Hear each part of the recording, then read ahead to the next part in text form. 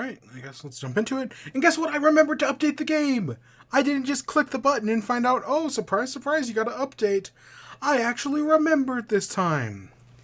And the thingy is working, so that way I can be the big sad. Oh, the biggest sad. Womp womp. Of course, it's only going to work for today and it'll break again tomorrow. But it's working for today. I know, crazy, right? A piece of technology actually works. I'm pretty sure it only is working right now. Because... Okay, that's next week. I'm pretty sure it's only working right now because it updated. There was like an update to it. And right in like 24 hours, it'll be broken again. But it's working now. So, you know, I'll take what I can get.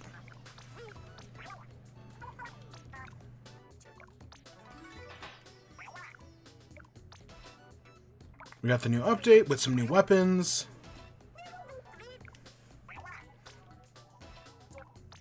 New kits for existing weapons. So on and so forth. That is one of my goals over the summer. Is to just fucking fix this VTuber model bullshit. I think I have an idea. But we're definitely going to have to test some things out.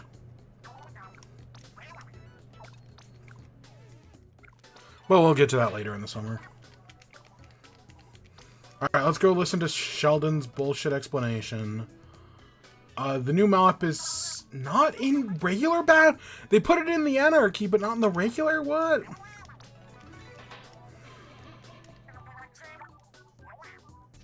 Oh shit, I think I missed the gear last month. There was the, there was like wrestler shoes or something. And I think I just straight up missed it, because I don't think we played Salmon Run last month. Okay, we're still in... I'm pretty sure our rank is unchanged. Yeah, we're still in A rank. We got our new catalog. We got a license, I guess, to go buy one of the new weapons. We're gonna go buy both of them. We're probably not gonna use the bow. I'm gonna buy the bow, but we're not gonna use it. But I'm going to buy the bubble toothbrush. Oh, look, it's a Shelly. It's a Shelly. I don't think there's a single weapon I actually... Like, outside of the toothbrush, which we are going to actually try out, I don't actually think I care about a single weapon this season. On what might be the last season. I don't know. There's a lot of speculation of whether or not we're going to get one more season. I personally think that we are going to get one more season. One final big ol' season to end things off. But I know some people are like, no, this is the end. I would assume that if it was the final season, they would have said something. I might be alone on that, obviously. But I think if it was the final season, they would have said. There's usually some level of transparency there. Okay, there's that one. And we're gonna get... I would not be surprised if the other toothbrush kit, the other Mentacavitator kit, was better. Because it's got, you know, jet and whatnot. But I'm not a huge jet guy, and I like suction bombs, so... Yeah. You know, we'll see. We'll check the other shops later. We're going to do one quick game, and then we'll get into the news. I do have a few stories to talk about this week. Let's toothbrush real quick. Toothbrush. Toothbrush. Okay. Does it still work? Okay. I didn't even get to test out to see how good of a painting weapon it is. I guess we'll find out. You know, trial by fire and all that.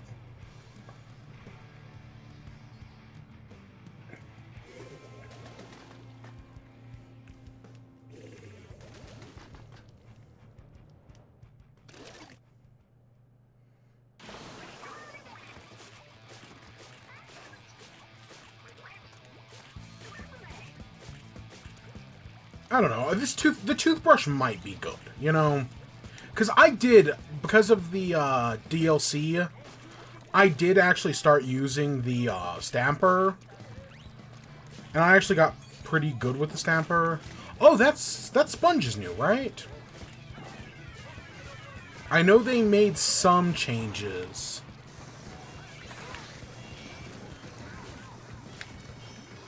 I know there's something about the bubble shield and it inking differently now or something. Like, I want to say when you place the bubble, it now inks at your feet or... God, look at all that fucking main power. Holy crap. I know it works differently now. But I know they made some changes to some maps.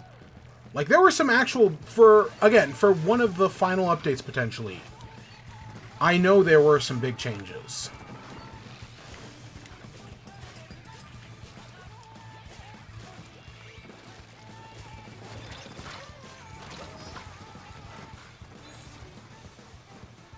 You know, they did a lot. I don't think they nerfed Pencil, though. I'm pretty sure Pencil and Zuka probably still reign supreme. I doubt anything has actually changed there. Much to, you know, some people's dismay. Ah, crap. I missed my second shot. I more or less know how to... I'm assuming this brush plays more like the Stamper and less like the normal Splatana. And I know the basic principles of how to use a Splatana. Or to use the Stamper.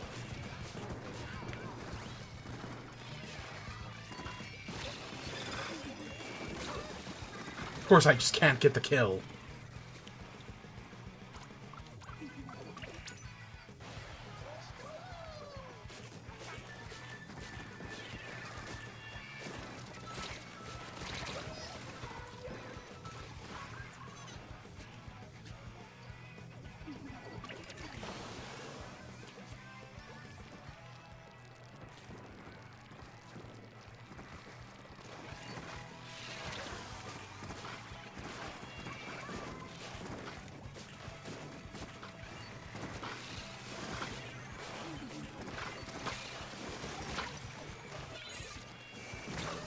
I walked right... I didn't even see the bomb there. I just walked right back into it. It's going to be close. This is going to be close, because we're both sharing ground in the middle.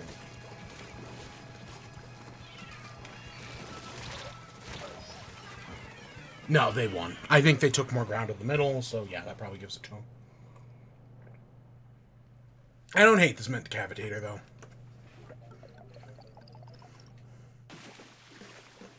Yeah, there are definitely some things I gotta figure out. But I don't hate it. I know there's a new emote as well. That seems... It's another weapon emote, I think? Because, you know, we don't get that many of them. Mostly just the Splatoon 2 and 3 ones. Yeah, it doesn't matter. I do wonder if the... machine reset. Right, the shell out machine.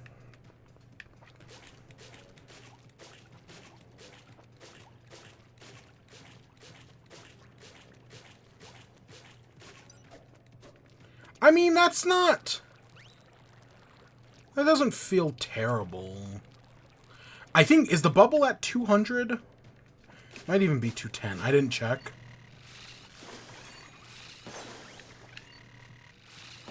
It's a pretty big dash. God, you can overshoot it? Ew. Interesting. How very interesting. So, stories tonight. We have a Lego story that we're going to do real quick. Then we've got State of Play, because State of Play happened. We're going to talk about that. And then I've got a bunch of WIBE things, including marbles. I think by this time next week, the Marble Survival 100 will be over. So we have a few episodes from this week to watch, and yeah, should be we'll do that. We got a few other things to do as well. I have some stories to tell, right? I have some more Breath of the Wild stories. Holy crap, they're just giving us 10 of those. Oh, I will take that. All right, let's go to our couch. And let's talk about some Legos, shall we? Alright, so we got some Legend of Zelda Legos. There's been a lot of talk about, like, hey, are we ever... Because this wasn't... I thought this was a Lego Icon set.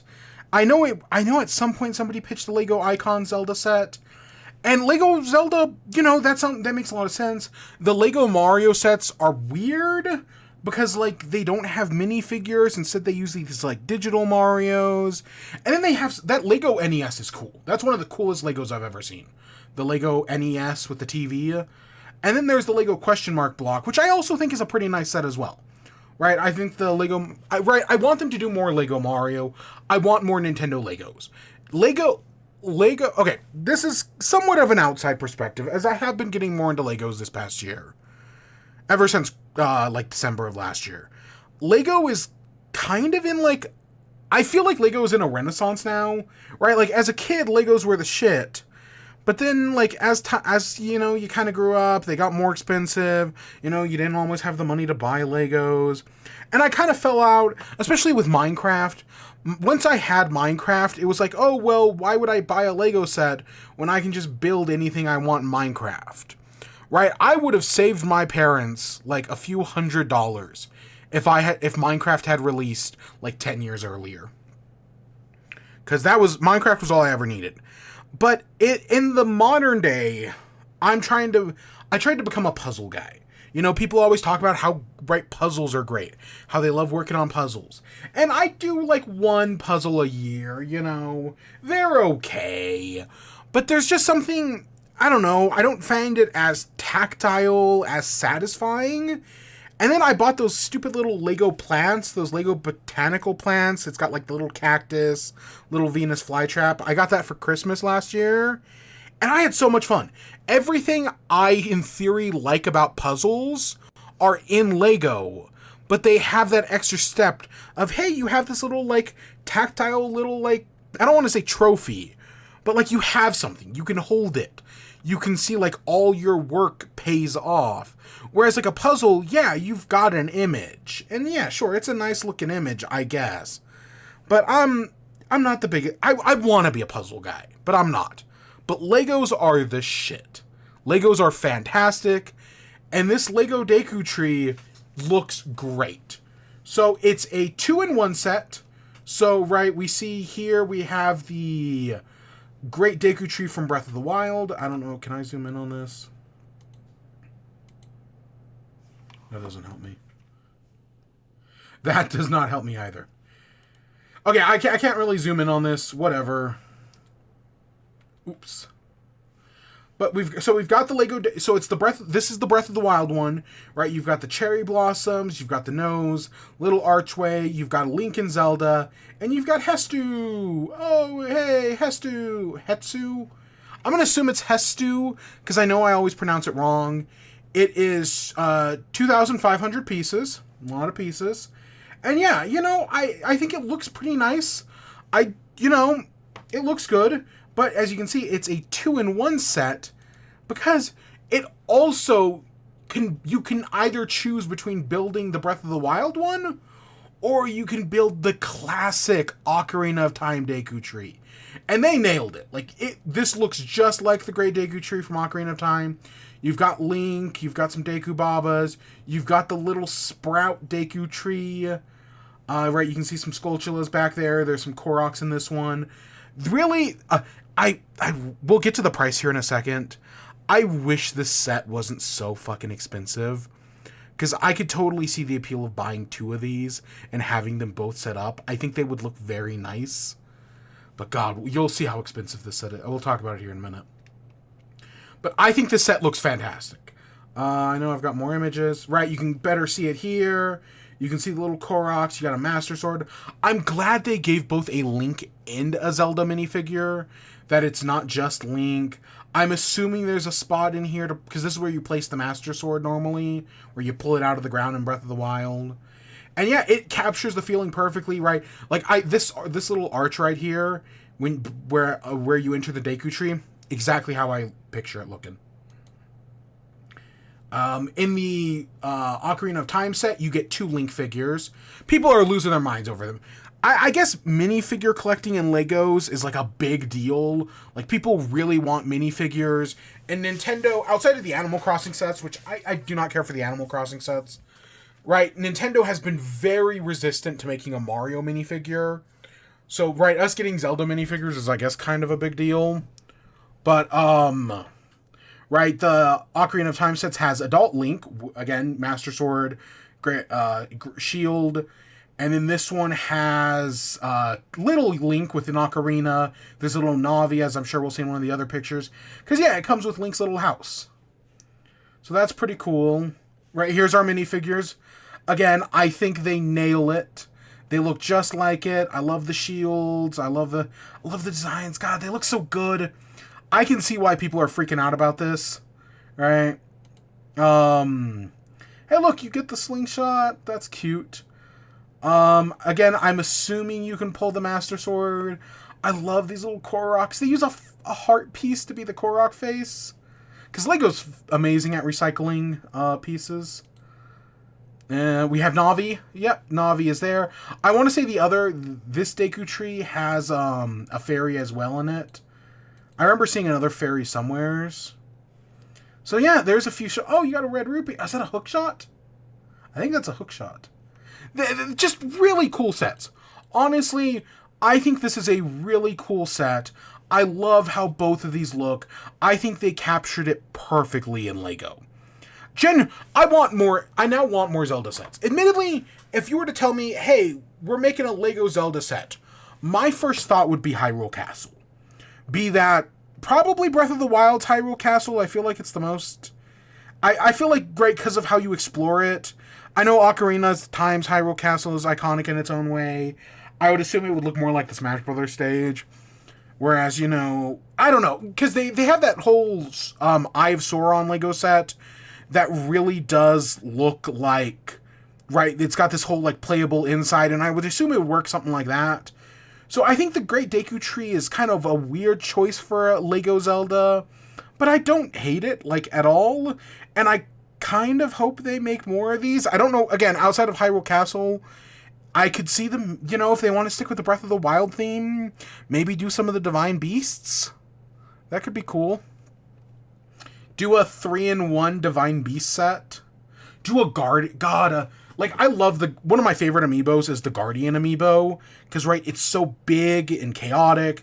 I really do like the Guardian amiibo. And I would love to see a Lego Guardian. Oh, that'd be so cool. So this is, I'm getting all this from the Lego Leaks subreddit. Do they have... Where was I? I was looking for something. Oh, right, this is the Eye of Sauron set I was talking about. This thing is even more expensive. But if you look at, right, you can see how it's got, like, all these insides.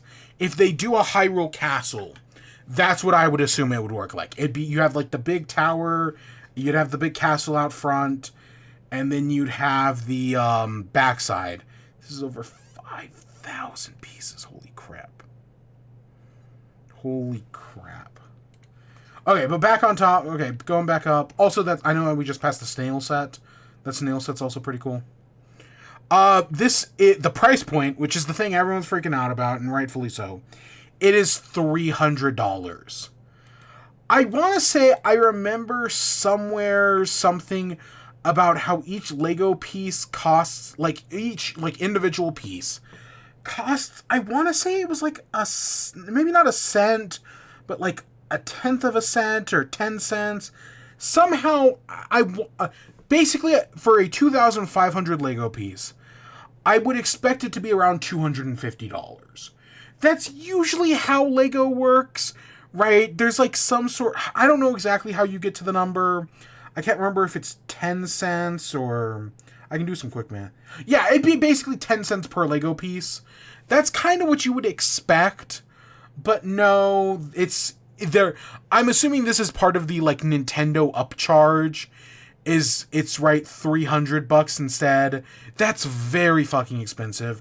I'm also assuming that part of it, the fact that it's a 2-in-1 set, is another reason why it's so expensive. That has some, even though, like, I think of like, they had like a Lego Fox that you could turn into an owl, and that was like a relatively cheap set. But I think those are designed to be relatively cheap. I don't know. Again, I used to be in Legos as a kid. I only got back into it like 6 months ago. I've built a few things, you know. But no, I think this is a fantastic Lego. It's very fucking expensive, which sucks. That's the worst part of this. But other than that, I actually think this thing is pretty cool. I'm actually really happy with, right? Like, I think this looks fantastic. I kind of wish I was a bigger Lego guy. Or, you know, I don't know. It's one of those things where I'll have to think about it. And maybe if I get like a bonus or something, you know. But God, I'm gonna sometime, because I've built a few Legos, and I'm again mostly into the plants. I'm into the plants. I bought the little cactus. I made an orchid. I made some wildflowers. The plants are the shit. And now it's like, okay, I'm starting to build Legos again. I need a bookshelf. I need a bookshelf or something to display them. So that's kind of what I'm working on right now. Because Lego leaks. We're going to skip over some of these. They announced there's 2 new plant sets. A chrysanthemum and a plum blossom. It's cool that they have vases. I'm glad we're getting Lego sets with vases. But no, I am definitely going to buy both of these. Because I think they'll look great next to my orchids, next to my other things. I'm assuming there are 4 of these. Because, right, we have the chrysanthemum, you have the plum blossom. I'm assuming there's going to be 2 more. One of them is bamboo. I don't know, supposedly, right, I think the leaker says up here. I don't know. I don't know when these are coming out. I want to say it's going to be like later in the summer. Either way, they look cool. The other Lego set I do want to talk about, though, is this one. So, Lego did a question mark block. And you can flip over the question mark block, and it turns, and it, like, reveals, like, the Super Mario 64 map. Really cool idea. And I remember hearing this rumor, like, hey, Lego's going to make a crafting table. And I was like, oh, is it going to work similarly, right? Like, you see the little minifigures and whatnot. Is it going to work similarly to the Super Mario Brothers set? Because that set's really cool. Admittedly, this one is, right, it's a lot less pieces. I'm pretty sure it's a lot cheaper than that. But, yeah, no, it's a full-on crafting table. You've got all these little mini dioramas you can make, and then you can put them in the crafting table however you want. Right? And you've got, right, little Steve, little cow, skeleton, witch, creeper, villager. I know these are like micro figures. They have like a specific name, because Lego has a name for everything. I genuinely think this is cool. I don't know, there's just something about the diorama of it all, because I really like that Super Mario 64 question mark set. That's a really cool set. And I think this set is really cool as well. This one, I like Minecraft. I like Lego, but Lego Minecraft doesn't really do much for me. But this set, I genuinely think is cool. I get the appeal of this set. Yeah, no, totally. I might actually pick this up. Because, I think the crafting block looks good. It kind of reminds me of something you'd see in, like, Superliminal or something like that. You know that one staircase in Superliminal? But I genuinely think this is a great idea for a set. I might actually pick this one up. Yeah. Because, hey, speaking of Minecraft stuff, they also announced that the next Minecraft update comes out in 2 weeks. So, spoiler alert, we're going to be streaming Minecraft in 2 weeks. Because we're going to check out the new update and all that jazz. You know, probably do some achievements. Work towards them anyways.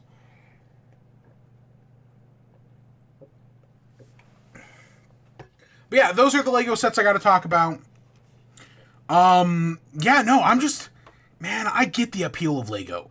I was reading something... let's just switch back over. Oh, hey, look, the multiplayer map's updated. I was reading something the other day about, like, the CEO of Lego, and how, like, he's taking, like, this new initiative to the company, that unlike some other companies out there that are pulling all this, like, shady shit, while Lego may be expensive, no, they're actually, like, no, I'm not going to say, like, a super respectable company or anything like that, but they've got some good ideas, and I think Lego Icons is one of the cleverest ideas. Like, no joke, I wish more companies did something like Lego Icon. Specifically, I wish Mojang would do it. I wish Mojang, instead of doing a stupid mob vote, they did a thing where they asked fans, like, hey, here's our website, you could make your mods, submit the ideas to Mojang, and then if your idea gets 10,000 votes, we'll consider adding it to the game. Because Lego does that, right? They have people do their votes, you get the 10,000 votes, and then they'll consider making it a real set, right? If you can do the licensing and everything. I know they recently revealed some of the new Lego icon sets, and they're gonna narrow. They revealed like 48 of them that have reached the 10,000 votes, and they're probably gonna make like 2 or 3 of them. And yeah, you know, like not everything will get made, obviously, but I really feel like that's what Mojang should do. And nobody likes the mob vote. So allowing people to, you know, have their ideas suggested, right? They have to make the mod, obviously. Like, I feel like there's, like, the Lego ID icons, you have to actually, like, make the idea, show that it can be done, and only then can it get submitted. And, you know, there's some other complicated stuff along the way. But basically just copy that idea from Minecraft. I feel like that would be a fantastic idea. It would get people to stop hating them. Because, right, Mojang's biggest issue is a PR problem. And if they can solve their PR problem, that solves like half their issue. I don't know. It'd just be cool. But yeah, Lego sets, man. Lego, I get it. I get why Lego is so huge right now. And I don't mind adult-oriented Lego as well. Like, I know, right, the Lego movie was all about how you play. Oh, Lego is for play. Lego is for kids. But I also totally get the appeal of adult Lego. Right? Like, I know I'm talking about displaying my Lego, but I also, like, if I ever have a kid, I have boxes of Legos out in my garage. Well, my parents' garage. That are just filled with old Lego pieces. And it's like, yeah, those are, you know, I've got, like, the Star Wars Boba Fett ship. Never had the Millennium Falcon. Never actually cared for it. But I had the Slave One. And it's like, yeah, you know, I could, in theory, rebuild that set. I have all those pieces. I just need to actually, like, find them. I used to be... Minecraft was perfect for me, man. It solved all that creativity like, even though I suck at building in Minecraft, all that creativity was fulfilled by Minecraft. And even though, yeah, I'm bad at building. Man, I do love me some. And, you know, I guess I'm just getting excited, because, you know, most people nowadays only play, like, Minecraft, like, once a year. Once, maybe twice a year, and it's, like, the most fun you have. So now that I know, like, hey, it's that once or twice a year where I'm about to have a lot of fun playing Minecraft, I can't help but get excited. Because Minecraft, no matter what anybody says, Minecraft is a good game. No matter what anybody says. Alright, let's continue on. State of Play was this week. I don't think this was an amazing State of Play. Like, yeah, it existed. It fulfilled its function, I guess. It revealed some new games.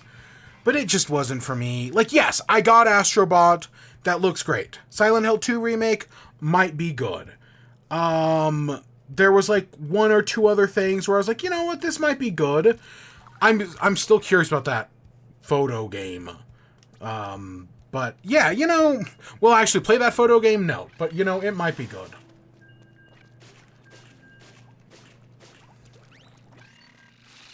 So, yeah, I don't hate the State of Play. Like, I don't think it's the worst thing in the world. I still think, like, a solid C is still probably where I'd put it. Like, it's not perfect, obviously, but it's not the worst thing ever either. So I'm not going to go over every announcement. I did a reaction. You can go watch that. But let's go through a few of them anyways. Corridor? I want to say it was called Commodore? Concord? It was called... Why did I say Condor? It was called... Commodore? I just said the right name, and now it's like... Commodore? Comrade? Commando? Command and Conquer? Comrade? Concord? Concord. Let's go Concord. Let's go Concord. Okay. Whatever the hell it was called. I saw that game, and I was like, that sure is a game. And, you know, it reminded me of Guardians of the Galaxy. I was definitely not the only person to say that. But I was like, you know, this could be good as, like, a fun single-player, like, heist action game. And then they drop the reveal that, hey, guess what? It's actually a hero shooter. Everybody loves hero shooters right now, right? It's not like people are perpetually pissed at Overwatch 2 as it keeps canceling features, right? People are excited for Marvel Rivals. But no, I don't know, man. In theory, I wanna like this because I think this could be fun. But I just don't fucking care about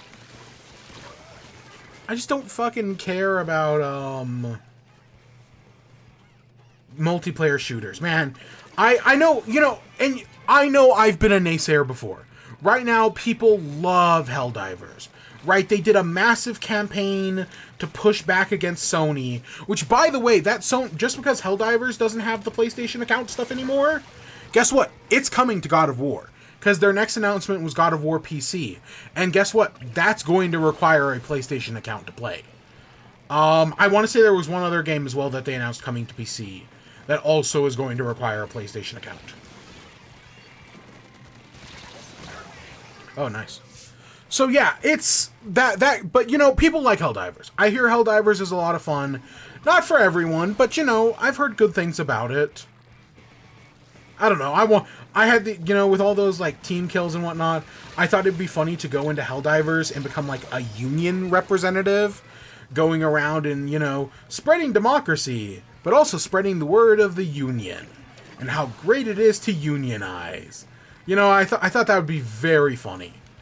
Right? You do a little bit of... If I was a role-playing guy, that's exactly what I would do, because I think that's a very funny joke. But I'm not. But no, you know, this... Concord might be good. It might be a good game. You know, I might be totally wrong about it. I was wrong about Helldivers. But you know what? We won't know until we actually get there. So, you know, we'll just have to wait and see. God of War Ragnarok on PC, not surprised. It comes out on, like, September 19th or something like that. Next thing I remember, this was Infinite Nikki. It looked like a photo game. Like, it kind of reminded me of something like Pokemon Snap, if I'm being completely honest. Like, that's the comparison I would make. I don't know if that's what they're going for. It might just be another generic JRPG that I don't care about.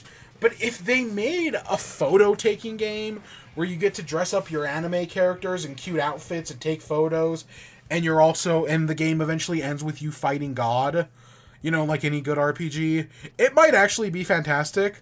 Like, I don't hate the idea of a photo-taking game ending with you fighting God. That sounds like a very funny idea. You know, like a classic JRPG. So, yeah, no, that's not terrible at all. But I don't know, for some reason this game just sticks out in my memory. Like, I was watching, because I put a few TikToks of the State of Play reaction up, and as I was watching back through those TikToks, I'm not even paying attention to the Infinite Nikki thing. I'm just kind of talking about isekais. And then afterwards I'm like, wait a second, was that game actually kind of, like, interesting? Like, did that game have a unique idea, making JRPG style savvy? Like... Because I don't give a shit about those style-savvy games. Because, again, I have no sense of design, no sense of fashion. But, you know, it could be fun.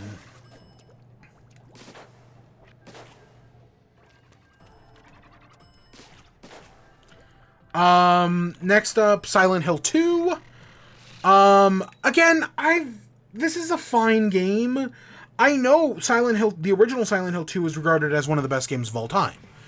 Too bad I have never played it, because kind of like most old games nowadays, finding a copy of it costs like $300, probably even more than that.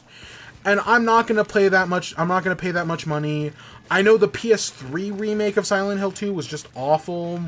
That's something I specifically remember hearing, how bad it was. The game might emulate fine, Like, you know, I don't know anything. I'm not a big emulation guy. Not that I have anything like against it or anything. I just don't really do emulation that much. So, you know, it might be a good like emulation game, but I don't know. But I know there are some games that just don't work on emulate, right? No, like you have to have very specific emulators and they come with their own slew of problems.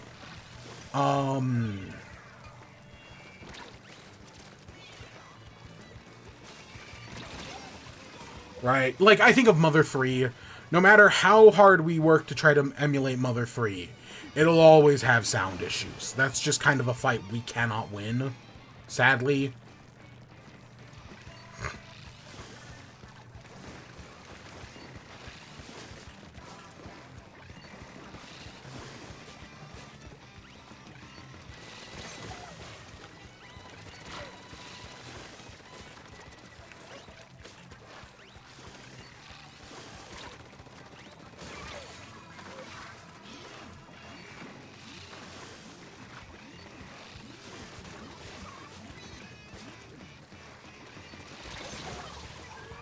Alright, so yeah, Silent Hill 2, sure. You know, I don't know, I feel like the trailers aren't really selling me on that game, but I feel like that might just, I don't know, whenever I talked about this yesterday, whenever I hear people talk about Silent Hill 2, I always feel they describe it as like this like psychological thriller, right, that's big on, right, it's big on atmosphere, it's got very, like, good environmental storytelling. Right, like, I always hear people praise Silent Hill 2 for, like, all the good it does. But yet, when I watch these trailers, they just make it look like a fucking Resident Evil game. And, like, it might be. This part of the map is entirely new. Like, I didn't even notice this until I saw this on the enemy side.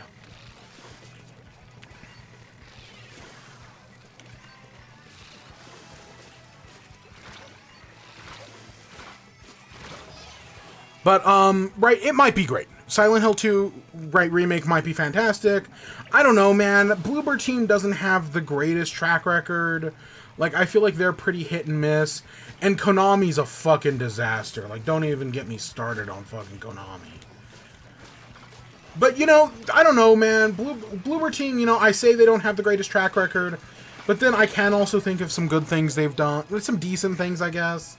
I don't know, whatever their last game one was not impressive. That was kind of a mess. Was it not Layers of Fear? I don't remember what it was called. Breaking news. Godzilla Minus One 4K is available for purchase and rental and on Netflix at 12 a.m. Pacific time. Oh, fuck yeah, let's go. Oh my god, I'm gonna watch this movie like 1,000 more times. Holy shit, drops on net because we've been waiting for Godzilla Minus One. I know there were some like rights issues to getting it on DVD here in the West, mainly, you know, like not because part of the deal between Toho and Legendary Pictures is that they can't release two Godzilla movies in the same year. Like, that's part of their deal, and that was kind of that was leading to the movie taking forever to come to DVD. That, and it had a much longer run in theaters in Japan. But, oh my god, it drops on Netflix tonight. Oh, shit. I just watched New Empire last week. Still love that movie. That movie is still so much fun. Oh my god, that's fantastic. That is fantastic. Okay. Back to State of Play. Speaking of big monsters, Monster Hunter Wild, sequel to Monster Hunter World. Is this game coming to Xbox? I want to say I saw that it's coming to Xbox, because I know the previous one, Monster Hunter Worlds, was, I want to say, PlayStation exclusive. That sounds right in my head anyways. So yeah, I'm not a big Monster Hunter fan. I don't know, I played a little of one of them, and they're just not for me, because I had a friend who was like big into them. So I've played a little bit of one of the DS ones. I was going to say Golden, but I'm pretty sure Golden is the Persona game, so...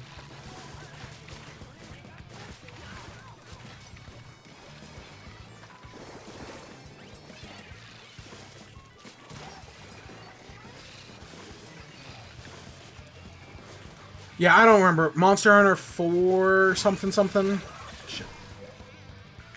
I don't know. But yeah, Monster Hunter Wilds, it looks good, you know, it looks like another fine Monster Hunter game. I'm sure people who love Monster Hunter are excited for it, because World was good. Again, Monster Hunter has a pretty decent track record. Capcom in recent years has a pretty decent track record. Right? I don't really think about Capcom as having a decent track record, but yeah, no, when push comes to shove, they're pretty solid. And then finally, I have it misspelled in my notes. I have it misspelled in my notes as Astro Boot. We have Astrobot, which I'm so glad I finally cracked the code. Right? Everyone says like, oh, this is PlayStation's big Mario game. Astrobot isn't a Mario game. It's a Kirby game. Right? That, like, looking at the... Right? I know it's a 3D, and Kirby's only other 3D game is relatively recently. But no, looking at the bosses and whatnot, it's a Kirby game. Like, yeah, sure, there are no, like, crazy, like, you don't suck in enemies to get power-ups. But there are some crazy gimmick powers, because Kirby loves a good gimmick. Right? Be that the Ultra Powers in,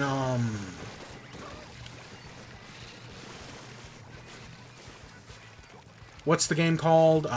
Super Return to Dreamland. Right, Return to Dreamland had the Ultra Powers, which were pretty cool.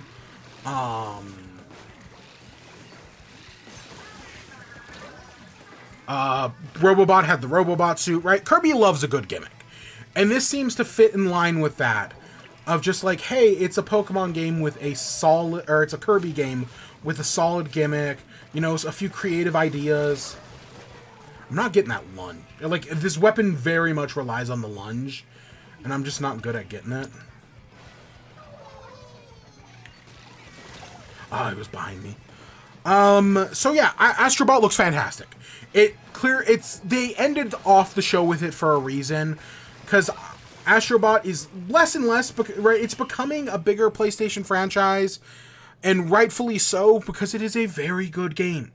And this new game looks fantastic. It looks fun, it looks creative, it's got all the PlayStation references, which Kirby, to be fair, has its fair share of references. Right, there's a Link, there's Sword is Link, ESP is Ness. I'm pretty sure there's a Smash Bros. Power-up that is literally just his moveset in Smash Bros. There's a bunch of other ones as well that I'm not thinking of. Samus shows up in one of the games. I was gonna say it might be Amazing Mirror, but I think it's one of the other ones. Maybe Nightmare in Dreamland. Does Nightmare in Dreamland sound right? It's something like that. But no, genuinely, I think Astrobot looks fantastic. It is the highlight of the show for me. And it comes out like September 9th. That's like 3 months away. That's not bad at all. Because yeah, we're in June in like an hour. Less than that, actually. So yeah, I'm super excited for Astrobot. And yeah, that was the state of play. Again, there's a bunch of stuff I skipped over, obviously. Like, I skipped over all the VR stuff because it's VR stuff. But I'm genuinely like, you know, this was okay. It got a few things out of me. Honestly, Astrobot alone bumps it up like an entire letter grade. Because that game looks so good. Yeah. That's all I gotta say about the PlayStation, so I guess let's move on to WIBE. So, what have I been playing? I played Pikmin 2 again. I know last week I mentioned very quickly how I'd replayed Pikmin 1, and I was like, yeah, you know, this is a good time. It's Pikmin 1. Who doesn't love a...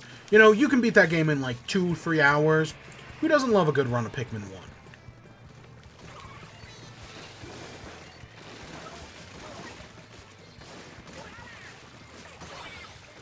Oh, nice. So, right, who doesn't love a good run of Pikmin 1? I had a good run of Pikmin 1. And then I was like, you know, maybe I'll just skip 2 and go straight to 3. No, I actually did just end up playing... Oh my god, I missed! I actually did end up just playing 2. My goal was, I was going to see how quickly I could get through the game. My goal was to pay off the debt as quick as possible, and then go and get Louie. Skip getting all the treasures, just go straight to the Dream Den, do the Dream Den, and get Louie. God, so it took me a while to get all the treasures. I'll admit, I was like, oh, well, we're gonna hit up these dens. Like, there are certain dens where I'm like, I know Glutton's Kitchen has a bunch of treasures. In my memory, the dungeon with the water, the submerged castle, has a lot of treasures. It does not. It was not. I did the submerged castle again. It was not worth my time. Like, genuinely, I was kind of disappointed because I remember that one being a lot better. But I speed ran. Right, I think it took me like 3, maybe. No, I think it took me like 4 hours to pay off the debt. Like, I think I paid off the debt at the exact 4-hour mark. And then it was like, okay, let's go. All right, I've got 1 day in the final area, whose name I'm forgetting. Let's just go straight towards the Dream Den. Let's kill the Gatling Groink 2 times because I didn't take it back like an idiot.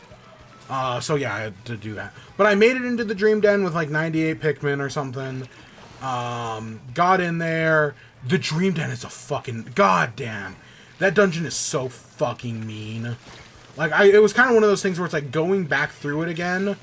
It was like, God, yeah. Like, I know the Dream Den is mean, but you kind of forget like how mean it is until you do it again, and then it's like, oh my God, this thing is just cruel. But I made it to the Dream Den, beat Louie. Actually went really well. Originally I was just like, okay, let's take out the shock therapist, then just destroy all the other treasures. And then I kind of forgot that no, you're actually supposed to you use the yellow Pikmin and save the shock therapist to last. And yeah, once you do that, it's like, okay, boom. It only took me like 2 spicy sprays. Real easy, actually. Dream Den the final boss actually went really well on the second attempt. I think I lost like maybe like 6 Pikmin. Oh, we were so close. And then I took Louie back. So if you had asked me, how many endings are there for Pikmin 2? I would have said 3. There's the original ending you get for clearing the debt. There's a second ending you get for saving Louie. And then there is a third ending you get for 100%ing the game. No. There are only 2 endings. There might be a secret third one if you do all the challenges, but let's not worry about that. Which I actually should do the challenges in Pikmin 2, but that's a story for another day. The 2 endings are clear the debt, and then the second ending is get every treasure and rescue Louie. Yeah, much to my dismay, there is no ending for just rescuing Louie. So it kind of felt underwhelming to just rush the Dream Den, and it kind of makes me feel like if I'm gonna play Pikmin 2 again, I just clear the debt and that's it. Like there's no right, like if I got an ending cutscene, like there's no point in clearing the debt because you don't get anything special for it. Admittedly, I kind of have the opposite problem with Pikmin 4. Because if you asked me how many endings on Pikmin 4 there were, I would also say 3. 1 for rescuing Olimar, 1 for curing Ochi, and 1 for 100%ing it. But no, there are also only 2. There's 1 for curing there's 1 for rescuing Olimar, and there's 1 for curing Ochi. There is no 100% completion ending in Pikmin 4. And that's kind of disappointing. Like, even if it was just like a small extra scene, like, I figured the 100% ending in Pikmin 2 was seeing Louie eat the carrots, or some shit like that. And I'm pretty sure that is in the game, but you have to do the challenge runs to get it. So yeah, I was kind of underwhelmed, and Pikmin 4, it sucks that there is no, like, whenever I replay Pikmin 4, I have no reason to 100% that game, because there's no special reward for it. There's not even a reward for, like, curing all the castaways or anything. Like, after you do 4, or even just 3 nighttime missions, you do not have to do a single another nighttime mission to beat the game. You only have to do 3. And then, right, there are no rewards for doing any more than that. Outside of, sense of pride and completion. I know there are some people who, no matter what, will always 100% a Pikmin game. And, like, I guess I get that. But, I was trying to get through Pikmin 2 fast. And I did. I think it took me another hour to beat the Dream Den and 100% the rest of the game. right? Like, it didn't... I think I beat the game with a final time of, like... It was, like, 5 hours and, like, 10 minutes or something like that. It was not that bad. So, yeah, I don't know. Pikmin 2 is... I definitely... This is the most I have liked Pikmin 2 in a while, but I still don't like Pikmin 2. I mean, it's not a bad game. I watched Shay Frelis's video on it. And yeah, basically, and I agree, right, he makes a lot of good points about Pikmin 2. He has some bad points, and he admits it, honestly. In his Pikmin 4 video, he admits that some of his points on Pikmin 2 were bad. But one of the things he talks about is, right, that, hey, you know, even though he has all these problems with Pikmin 2 is still like a 7 out of 10. And yeah, I kind of agree with that. It's not... I may have problems with Pikmin 2. Pikmin 2 is still like a 7 out of 10 game. It's not bad. It's not gonna... Like, that's not a bad... I know IGN tells us anything under an 8 is a bad game. It's not. Yeah, so that was Pikmin 2. We must have talked... I did watch that Jenny Nicholson video, but we must have talked about that last week. The whole Star Wars Galactic Tour thing. I watched all 4 hours of it. It was great. Great video. We must have talked about it last week, though. I'm sure we did. I had a great time with it, though. So go watch it, because it's super fascinating. And some of the fallout we've seen in the past week from it has also been super interesting. Yeah. There's a game called Bread and Fred. That, you know, it's one of those co-op games. It's basically, you know, like those platformers like Only Up or Jump King that are these like really difficult challenge platformers where if you make one mistake, you fall down to the bottom. Well, there's a co-op one called Bread and Fred. And it came out on Switch this week. And I picked it up and I tried it out. And yeah, no, it's pretty fucking difficult. There is a single player mode if you are interested. You're playing as Bread and or Fred, and you're working with a rock with a smiley face drawn on it, and you can pick up, you can throw the rock, and yeah, it's not a bad, right? It's one of those difficult platformers that I could really see people struggling with. Again, it's kind of like Co-op Celeste in a way, but I was I was struggling my way through it. They do have some assist mode options. You can if you want infinite jumps, you can do that like Celeste. If you want you can like grab onto walls. If you want a longer, like more stamina to grab onto walls, you can do that. There was a few other things. And then if you just want checkpoints, you can turn on checkpoints. And that's what I did. Because I'm playing single player. I was just like, you know what, fuck it, let's just turn on checkpoints. So, you know, I'm not trying to use them at every obstacle. I use them like every 3 or 4 obstacles. And I'm making my way through the game slowly. It's definitely one of those challenge platformers. It's got its good moments, it's got its bad moments, where you just fall down and you fall like 50 meters and it's just like fuck. Or you hit a jump wrong.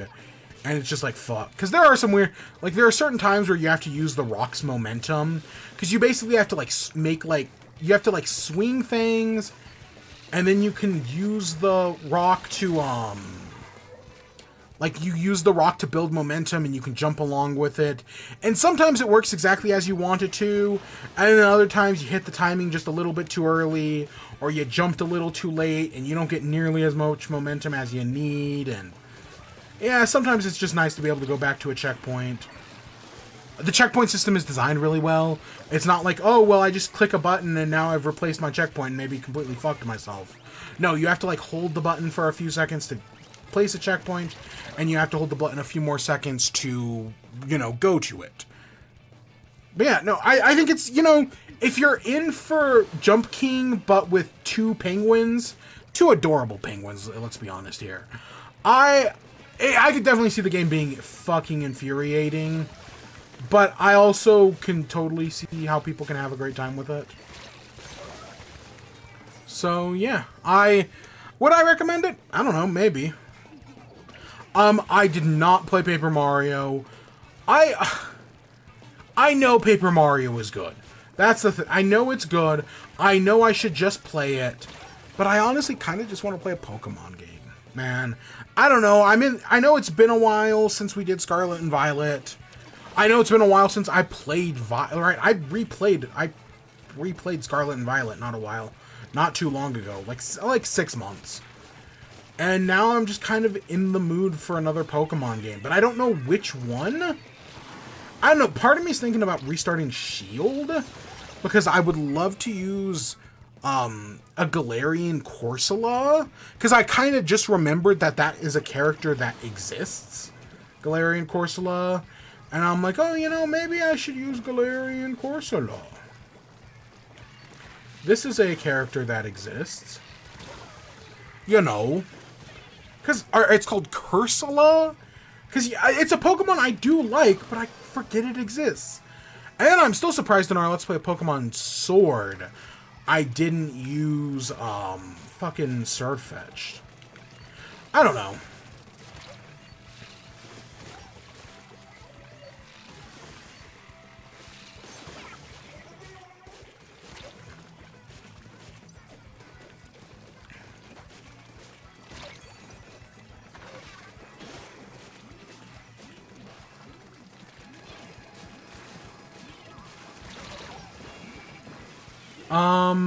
Oh yeah, we took it. We have that good push right there, and yeah. But I don't think I am. I mean, I'm thinking about it, but I don't think I'm going to. But yeah. I don't know, I've been watching all those Pokemon videos, right? Those, hey, Pokemon quiz, but all the answers are wrong. And those videos are, like, super fun, and now I kind of want to play Pokemon again. I don't know.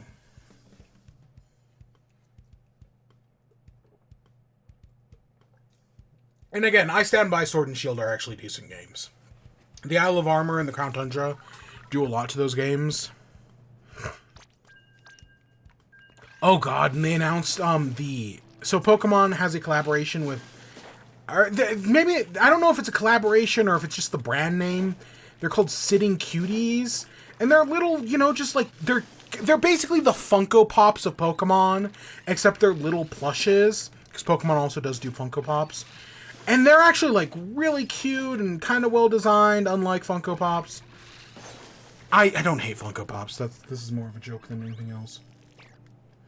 And, I saw these, right, they announced, because they did the Gen 5 Sitting Cuties, like, a year or two ago now. And they announced that the Gen 6 ones, that I don't know when they're coming out or anything. I don't know, I just saw Joe Merrick post pictures of them all. They did all the forms of Vivillon. All the Vivillons are here. But Gen 6 has some of my favorite Pokemon designs. Right? I love Gen 6 designs. So I don't know, I'm like, fuck, do I want to get some of these? Oh god, our team's awful. Holy shit, we're so fucked here. That team comp, man, 3 brushes. Ooh, that's bad. That is bad. So, yeah. So I guess, okay, so we'll get into marbles, but I'm going to talk about Breath of the Wild. So, a few weeks ago, I talked about how my mother's been playing through Breath of the Wild on her journey of videos games. And I want to kind of talk about what's been going on, because it's been a while. So, I have a bunch of things. So, where we left off, she had gotten to Goron City. I think she had gotten to Goron City, but she didn't have enough money to buy the flame-resistant outfit. So she went off adventuring. She made her way around Death Mountain, both back and front. She went around back, you know, she went to Gut Check Rock, she did all that stuff. And then she went back around to the front and worked her way towards the tower at the old army training camp. She went there, did the old army training camp tower. Actually, it went fine, supposedly. Then from there, she went over to the Great Deku Tree. She made her way in. And so this is the story as relayed to me. She went into the forest with the Great Deku Tree. She followed the torches. And then she made it to the tree. And I was like, oh, how'd you get past the second part? Because if you've ever done the Great Deku Tree to get through the Lost Woods, it's a 2-part puzzle. The first half is you follow the torches, And then the second half, I want to say you follow, like, metal objects. Like, there are, like, metal objects hidden in the trees that you follow. And I was like, oh, so you were able to follow the metal objects? And she had no idea what I was talking about. Somehow, she followed the torches through the first half of the Great Deku Tree, and then just kind of guessed the second half. And also, she got it on her first try as well. That's the other thing. She guessed her way through the second half of the Lost Woods, and then got it on her and then got lucky on her first try. How? I have no idea.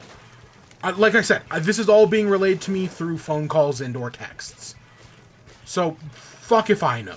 But she did it, right? She's at the Deku Tree. She tried to pull it. She failed because I think she had like 9 hearts or something. Less than that, probably. I think she's at... I want to say she's at 11 or 12. Right now. Which, again, we'll get how we get there. But she goes there. She does the one shrine. The stars, right? The written in the stars shrine took her over half an hour. Because, you know, I am her child, and I struggled on that shrine for over an hour because I'm an idiot. And so, of course, right, she struggled on that shrine as well. You know, like mother, like child. So, yeah, perfect karma, overthinkers, totally. After that, she didn't do any of the other Lost Wood shrines, I found out. She only did the one, then she left. She went back to the tower up on top. She tried to go to the tower in, Hebra? You know, the tower that's, like, surrounded by, like, ice blocks? She tried to go there, couldn't get across the gorge. So she instead went to the tower, and I was here, so after that, she goes to the tower that's on the lake, surrounded by all the electric enemies, and she tried to make her way up, couldn't, stopped for the day. I came over for Sunday family dinner the next day. And from there, she tried the electric tower a few more times, couldn't get in, decided to leave. And then so as she's leaving, she's going through that place with all those weird trees, those weird, like, corkscrew trees. And as she's going around there, past Satori Mountain, I'm like, when was the last time you'd seen a blood moon? And she's like, oh, it's been a while. And I'm like, I want you to make a detour. So I send her over to the Blood Moon Shrine. And as she's walking over there, guess what? The blood moon rises. I start hearing the music. The ground starts bleeding. Sure fucking enough, as she arrives at the Blood Moon Shrine, the blood moon happens. And I'm like, pause. And I'm like, as she's walking up, I tell her, pause the game, take off all your clothes. And my father just laughs because he hears that out of context. So she did that. She got to the Blood Moon Shrine. I want to say it's a moderate test of strength in there. Like, yeah, I want to say it's a moderate test of strength. It might just be a reward shrine. I kind of can't remember. Because she cannot beat major tests of strength. She can beat the moderate ones. She can beat the easy ones are no problem for her. She can beat the moderate ones, but she cannot beat the major ones. I think the best she was able to do was get it down to like 150, because she tried. I can't remember which one she tried, but I know she tried one of them for sure. After that, she does the Blood Moon Shrine. She crosses the bridge, goes over to Rito Village, does the whole Rito Village quest.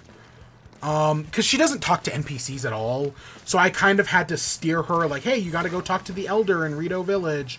Because she doesn't... Because early on in the game, when she was going to Kakariko, she came across a Yiga clan member.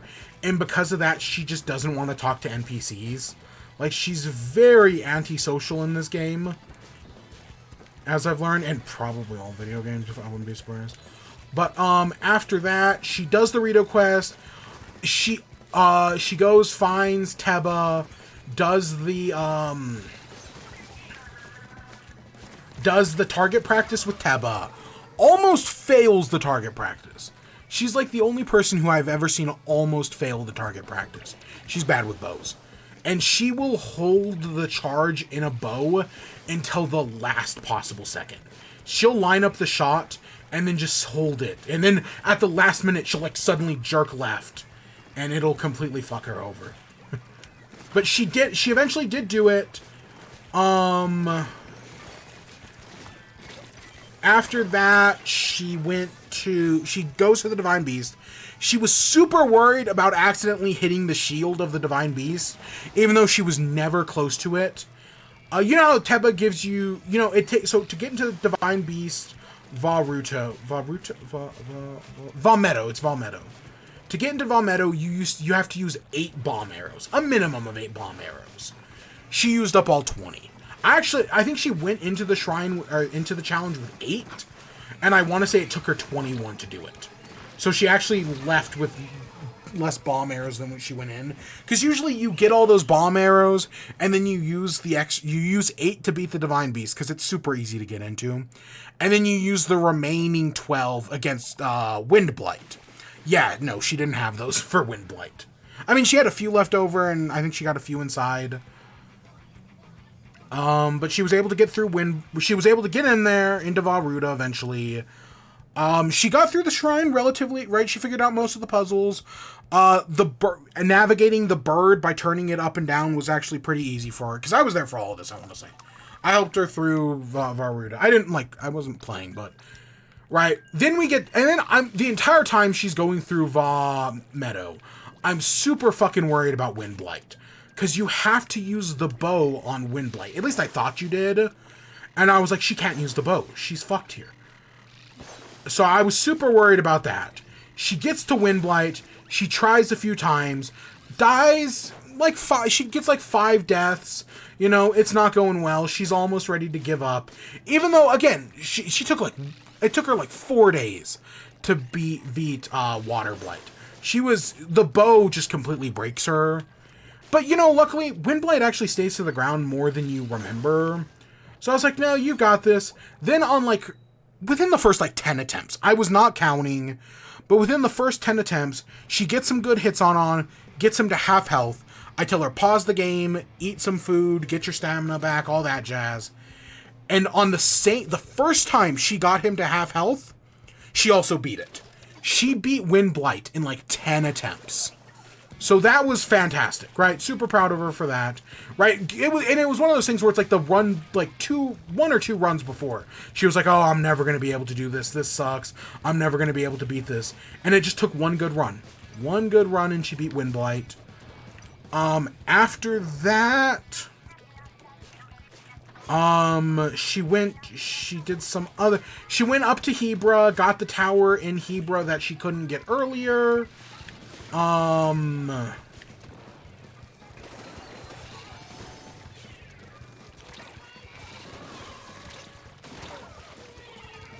She got a few more shrines.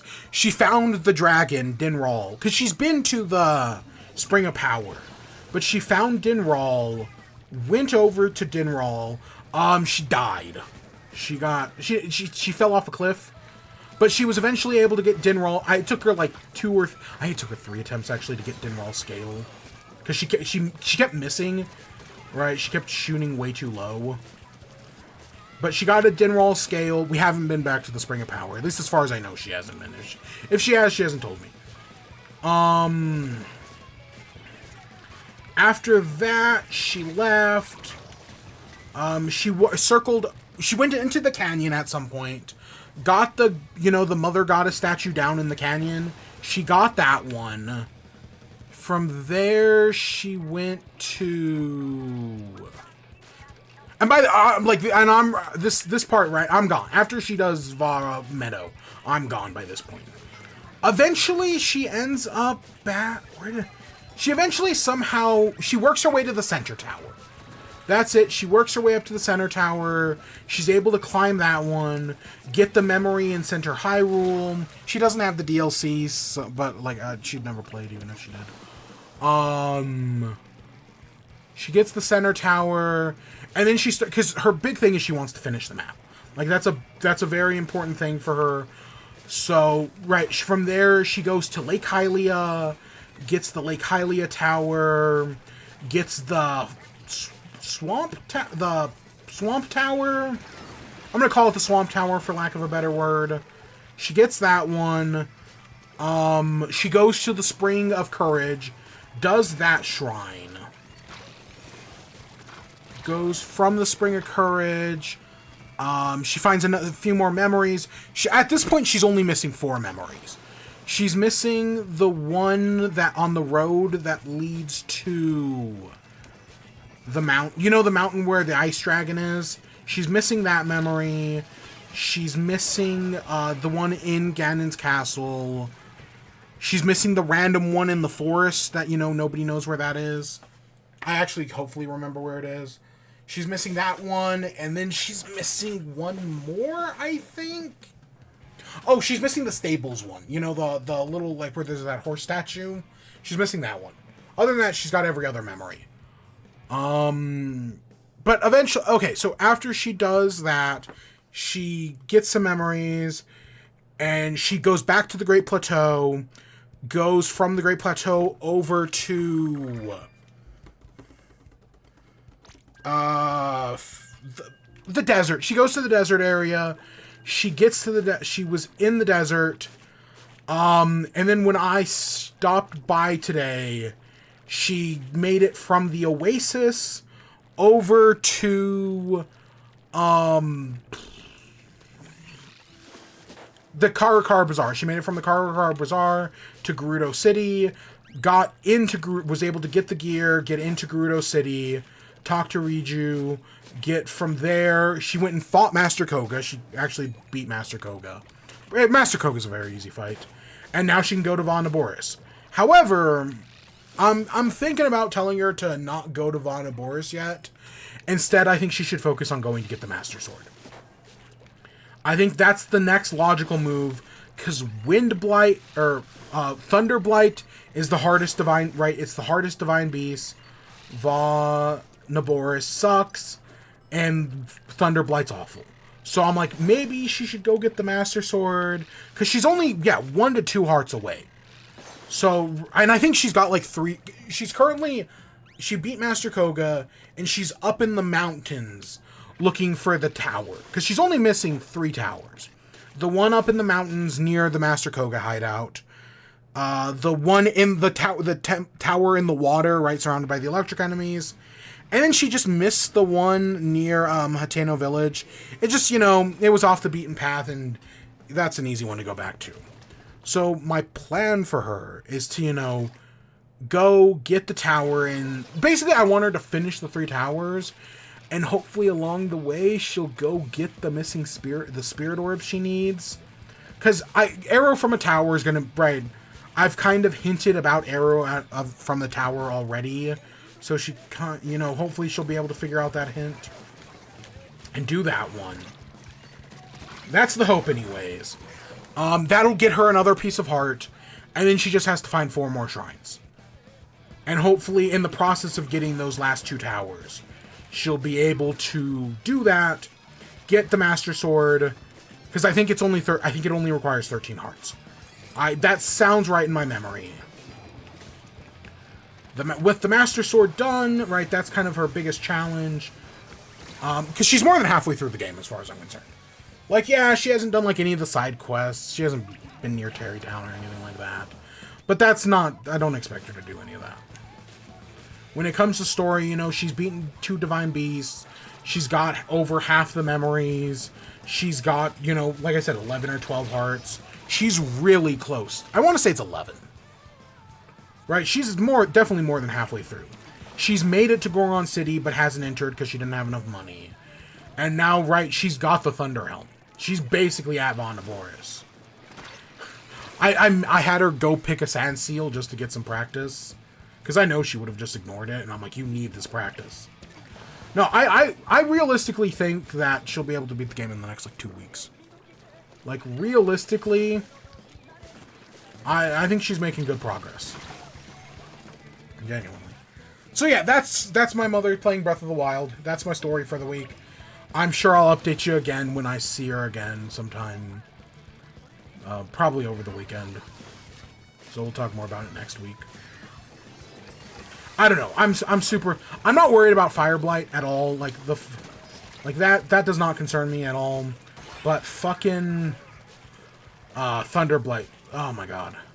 And then the only worry I have with the final boss is her being able to deal with reflecting. Because I've learned through most of this playthrough she has not had a shield. She's lost, right? She's been shieldless at least for half of the game. I admittedly have no idea how many hours she has in the game, but I know she's been like shieldless for like half of it. Most of the shields she gets are from the tests of strength, right? Those are like the only shields she has. So that's kind of like she hasn't had much time to practice parrying. Because you don't really need to parry that much in the game. You can beat most of the game without parrying. The only time you really got to do it there is at the end. But luckily she'll have Daruk's protection, as long as she can keep it. So, we'll see. We'll see, but, you know, she's making good progress. So that's that story. Yay!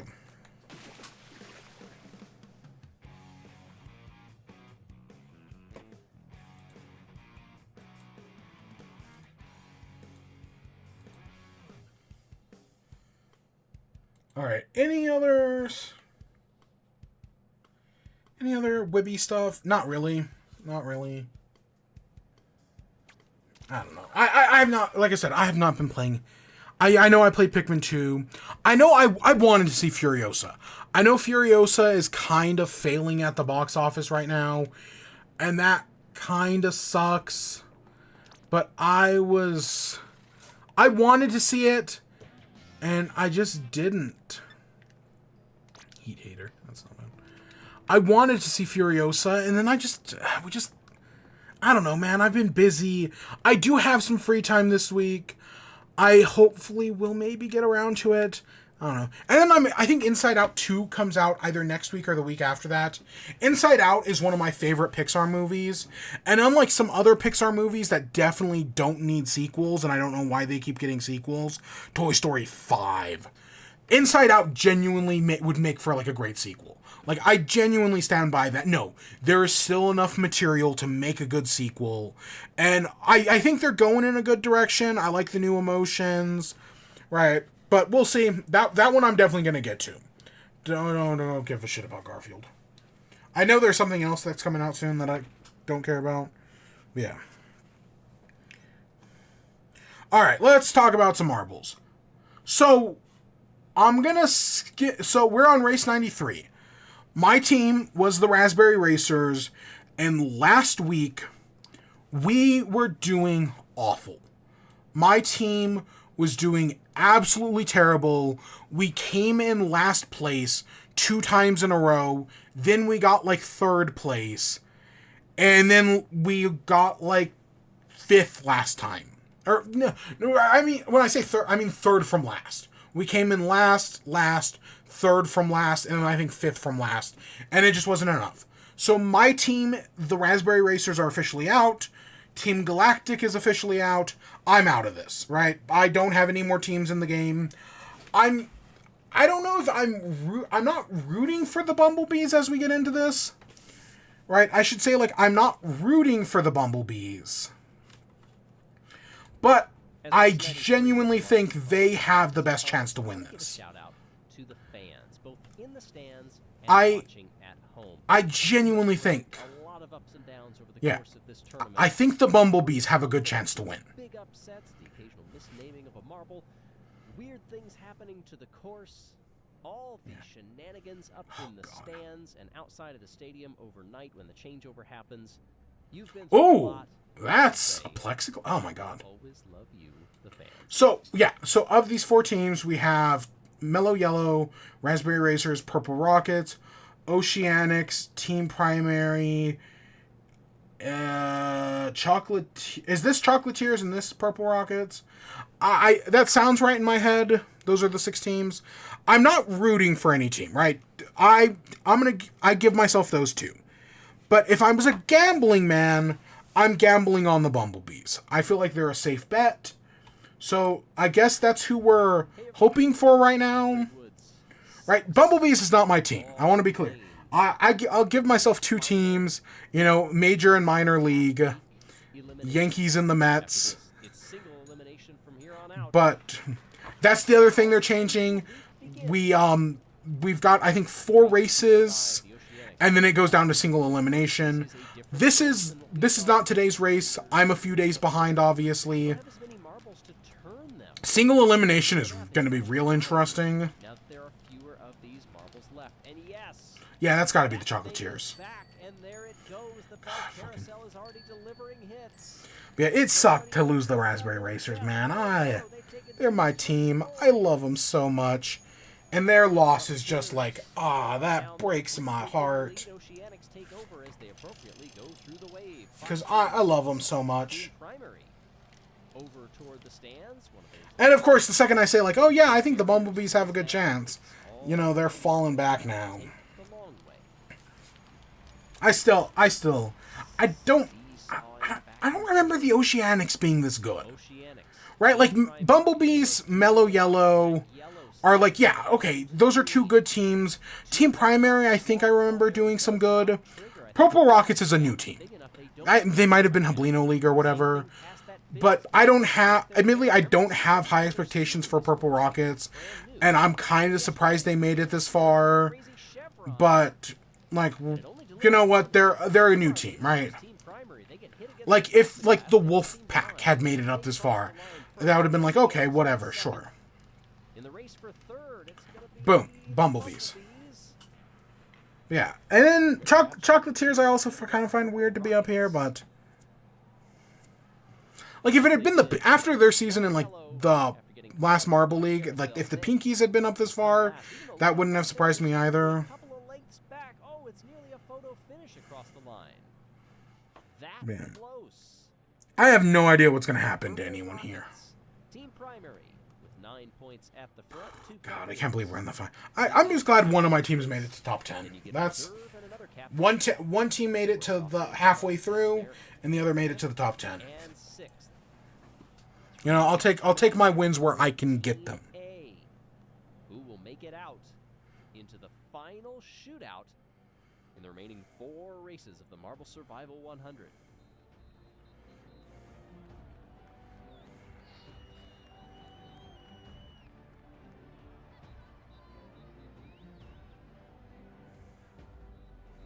All right. Yeah.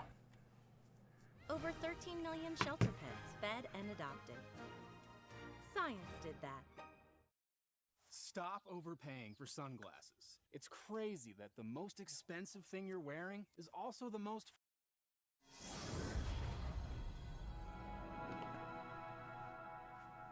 God, I like this. I do like the Stream Deck when it fucking works. Man, I wish it were. It used to work all the time. I used to never have any issues with it. And now that it's broken, it's just broken. Seriously, the prices are really low. If you don't believe me, go look yourself. I saw the sign above the concession stand, and it was eye-opening. Yeah. Hey everybody, I'm Greg Woods here I'm for so race 90. fucking down. You see the crazy chevron is coiled and ready. Oh, we didn't talk about Cheez-its. Oh shit. I guess that'll be the outro. I was like, I knew we were forgetting something. At least some of those. I'm going to talk about Cheez-its. Old-timey speak. I won't tell you which ones those are. God, that Lego Lord of the Rings set I showed earlier, the Eye of Sauron, $459. Holy shit. Struggling to get off of one of those spinning spiders over there, the smaller versions, were the Purple Rockets. Impact between the Bumblebees and Oceanics. And that's less than I would have expected, because that's 5,000 pieces. Carousel, our top 4 have 2 bumps against the hairspring trigger, and it will not release. You have to think that's... Yeah, I'm getting the notifications for a bunch of... Man, I've become a Lego guy again. Fuck. There goes all my disposable income. Not like any video games are coming out this year. That was not like a sarcastic thing, by the way. There are just no video... Outside of, what, Astrobot, there are no video games coming out this year. Last year was so good that everything's bad now. I think Team Primary might have gone topside. Ooh. And made it work. Yes, they are in the lead, and as I say that, they switch back and forth. Come on, Bumbles. Ugh, they're all the way back. Waiting. Oh, there was an impact. Kind of holding my breath there to see if that fidget I don't know, you know, I say I'm rooting for the Bumblebees. Genuinely, this could be anybody's game. and taketh away. Like, genuinely, anybody could win this. The impacts from the I think the sheet of glass is interesting. I wonder what testing led to that. Fuck, we came in last. I think the Purple Rockets hit us out. Yeah, no, I think we came in last. Yeah. Oh. Okay. Okay, Bumblebee did make it. Yeah, let's take a look at this.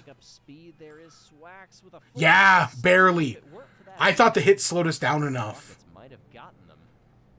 Okay, we're in the middle of the pack. You know, it could be better, but it could also be worse. Third there, and now that moves them up to fourth in the overall standings. It's Purple Rockets at the back, currently trailing by 3. I just want to make it clear, the Bumblebees are not my team. Right? I'm betting on them because I think they're a good bet, as I have been for the past like 40 races. But they're not my team. My teams are all out. Survive with some lumps now, and you have a chance at glory next. All right. Straight into race 90. I have no idea how many races are out. Admittedly, again, I know I'm behind, but I don't know how far behind I am.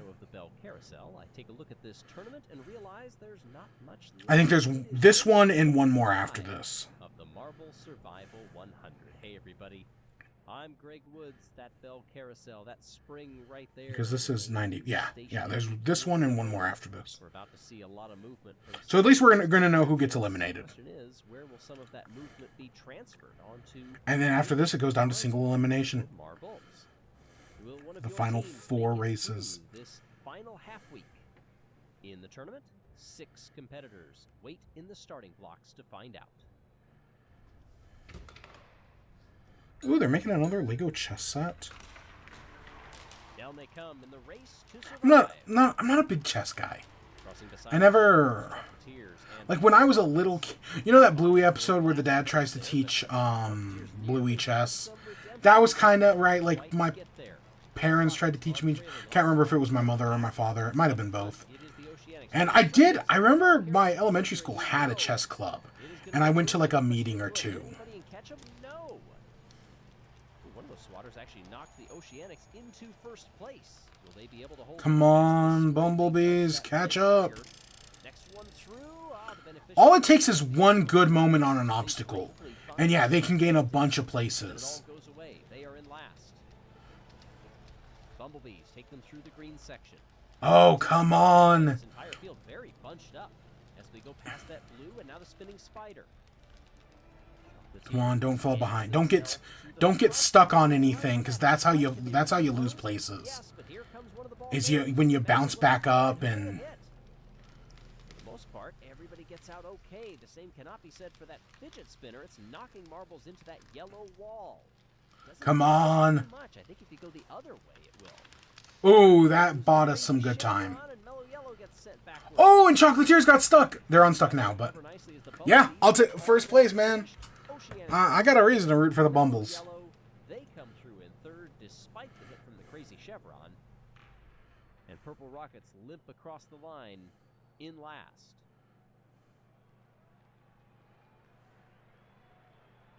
Swacks from the Bumblebees in what has been a familiar position of first.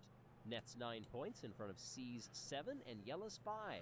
I don't think anyone's safe from elimination. They might be, but I don't think so. Because there are so few points being handed out. Oh shit, we are. Okay. I mean, for a first-year team, if the Purple Rockets get eliminated here, they honestly did an amazing job. Right. Again, they might be a Hublino League thing. I kind of can't remember. But for a first-year team, yeah, no, they're not bad. Yeah, I've got all my money riding on the Bumblebees, man. In every race so far. Will consistency be key?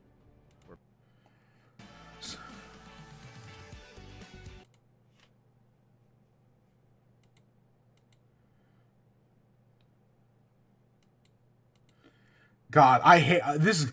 Okay, reading stuff about Gemini has been so fucking funny. I literally cannot see the skip bar behind myself. There it is. Yeah, reading stuff about Google's Gemini, telling people to eat rocks and mix ammonia and bleach or vinegar and bleach, which you should not do, by the way. Do not do that. Do not eat rocks. It's fucking funny, man. Ups and downs over the course of this tournament, from crazy eliminations, big upsets, the occasional misnaming of a marble, weird things happening to the course, all the shenanigans up in the stands and outside we're overnight when the changeover happens. 100. The entirety of the whole thing. Today is the last multi-day elimination. I didn't know this was a I would have just picked the compilation if I'd known this was a compilation. Each race, the last place marble will be eliminated. Will your favorite be a one-hit wonder? Or will they make it all the way to the end? Give your marble a little joy and see if you can push them across the line in first place. Hey everybody, I'm Greg Woods. Just 6 marbles remain. But after this race, we will say adios to one of them. Who will it be? Right now, the Purple Rockets are in last. Can they lift themselves out of elimination and make it? We're about to find out. Mellow Yellow and the Bumblebees were last to go through that yellow sweeping pinch point. Around these spinning spiders, will the Bumblebees keep going? It does. Honestly, I'm not worried about this at all. If we do bad here, do bad, conserve some energy, save it for the final few races. If you gotta stay behind to get that energy back, no worries, Bumblebees. Well done. To get around that bell carousel, it's Chocolatiers leading the way. Oh, Mellow Yellow gets sprung backwards. They lose a spot. Okay, where are we, though? God, okay. It's fine. Again, it doesn't matter. We're mathematically safe. Take your time. Save energy. You're fine. Swax. It's Swax, right? Oh, we almost had the field come to a stop, it looked like, when we panned over there. The Oceanics were going very slowly. There's the fidget spinner. Nobody is sent backwards, although I only see 5 marbles in that vicinity. Have we lost one? Crazy Chevron launches the Purple Rockets forward. That actually that helps them a lot, actually. And they came across the line. Yeah, wow, that was actually a big hit. Mellow Yellow comes second. I would say they maybe planned that, but you never know. Well off the pack here, they do gain a little bit of ground on Team Primary right at the end. Saucer from the Purple Rockets gets the win over Yella. C for the Oceanics. Chocolatiers Bonbon. Team Primary's Arab. And it is the Chocolatiers. Wow, that Purple Rocket strategy at the end really did help them out. Chocolatiers. They do not. Yeah. Oh wow, they got 3 every time. Wow. They are out with 5 races. Wow, that is the final. Well, now 4. That's wild. Oceanics, Team Primary, Mellow Yeah, Yellow, 4 races left. Purple Rockets. It all comes down to this, really. 5 as we head into the remaining 4 races, 1 elimination per round. The Chocolatiers ran a gallant race. I don't. Maybe the Oceanics are a better team. I don't know. I don't remember thinking of highly of the Oceanics, but maybe they're just not a team that I really think about that much. Like maybe they're not actually that bad.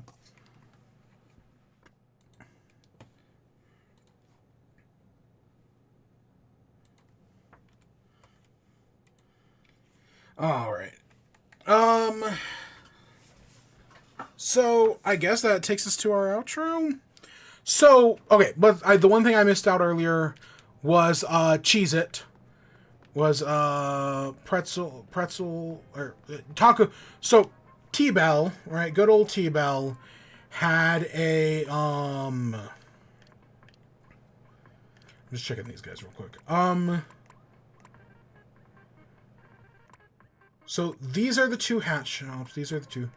Okay, so I'm missing the hat shop in Inkopolis. Off the Hook one. And then we're missing all the other 2 shops here. Okay. I knew I was missing something, but I couldn't remember where. Because this is one of my last chances to, you know, spin some dollar bills, y'all. So, Cheez-it. Cheez-it Taco Bell. They're doing this, they have 2 new items. A Cheez-it Tostada and a Cheez-it Crunchwrap. And I was, you know, I was curious. I was like, you know what, this might be good. Wow, nothing new there. And so I tried both of them. I'll be honest, I was not too impressed. The tostada, like, yeah, you can taste the Cheez-it flavor, I guess. It mostly just makes it salty. The Cheez-it, when you bite into it, it did not completely crumble in my hand, which is, you know, a good thing, relatively speaking. Right? It was okay. It was not perfect, but I didn't hate it either. But I probably wouldn't order it again. The Crunchwrap I was looking forward to, because the Crunchwrap could have been great, right? I feel like adding that Cheez-it there is like just the nice little detail that's like, yeah, this could make this really good. And it just really didn't. Like, it didn't do anything special. Hey, look, it's Juno. Hey. This is an artist I follow on Twitter. Cool. No, seriously, go check out their work. They do a lot of Pokemon stuff. Their big thing is their Sunlily art, right? They do a time skip Sunlily where they ship them, and it's fantastic. It's good artwork, really cute, just a lot of fun. Definitely go check it out. But that's besides the point. So the Crunchwrap, I had like big expectations, but maybe it's just because it got like, in the Crunchwrap, it basically got like steamed. They like steamed the Cheez-it, and as a result, it was a lot more melty than you would think. Like it was soggy. I guess that's the right word I'm looking for. It was a very soggy Cheez-it. Not saying like the problem was that you would have some bites and it'd be like, yeah, this is great, right? Oh, you can taste it. It's got that salty in it. It's got that nice cheesy flavor. And, you know, it's a Crunchwrap, and Crunchwraps are good. But then other times you would bite into it, and it just kind of wouldn't taste like anything. Because, right, usually the tostada in the Crunchwrap adds, like, a nice bite to it, right? Like, there's a nice bite that's added by the tostada shell that adds, like, this good crunch. You know, it's for the same reason, like, people put, like, pickles on burgers, right? They like that crunch. No, I'm not insane about pickles on burgers. Like, I'll have them, but I'm not insane about them. This, though...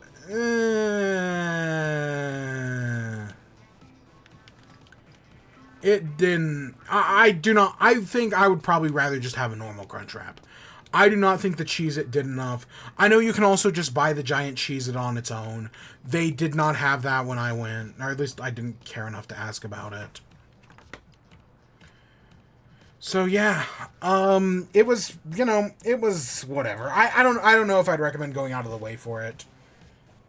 It wasn't enough, like, as a novelty, sure, and you know, maybe yours are better than mine.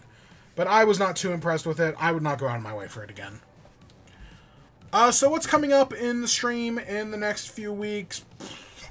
Again, Minecraft does release its update on June 13th. I will fully be there for that, of course. I'm super excited for that. You know, it's Minecraft, you know. We'll probably join a realm, if I'm being honest. We'll join a realm.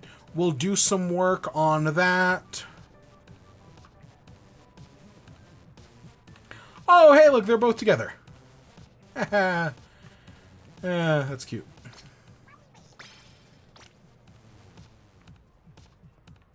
But yeah, we'll do some work on that. And you know, I'm gonna guess one of the achievements is gonna be defeat a trial. Is, you know, go to a trial chamber, beat a child chamber, beat a breeze. Probably something up to do right with the new whatever the warning is called, you know, that makes the trials harder. I'm assuming one of the achievements is going to be, because they usually add 3. They add 3 per... PC is a whole different thing, but I'm talking about console specifically. They usually add 3. One is probably going to be beat a trial chamber, or do something like open a vault in a trial chamber or something like that. One's going to be do a trial on hard mode. And I'm going to assume the third one is going to be to, like, one-shot an enemy with a mace. It's going to be something with the mace.